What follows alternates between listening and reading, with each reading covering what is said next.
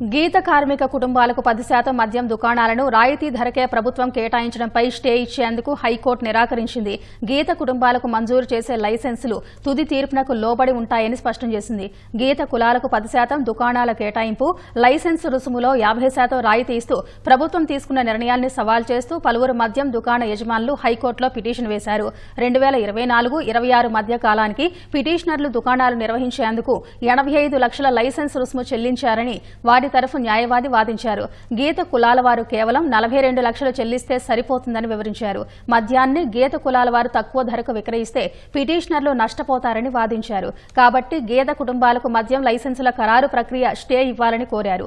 పిటిషనర్లది కేవలం ఆందోళన మాత్రమేనని ఏజీ వాదించారు. వివిధ వర్గాల కులాల ప్రజలను దృష్టిలో పెట్టుకుని మద్యం దుకాణాల ఏర్పాటుకు ప్రభుత్వం రాయితీ ఇచ్చేందుకు ఏపీ ఎక్సైజ్ చట్టం అనుమతిస్తోందని వాదించారు. పిటిషన్లపై కౌంటర్ వేసేందుకు ఏజీ సమయం కోరారు. ఇరువైపు వాదనలు విన్న ధర్మాసనం గీత కార్మికులకు లైసెన్సుల ఖరారుపై స్టే ఇచ్చేందుకు నిరాకరించింది. పూర్తి వివరాలతో కౌంటర్ వేయాలని ప్రభుత్వాన్ని ఆదేశించింది.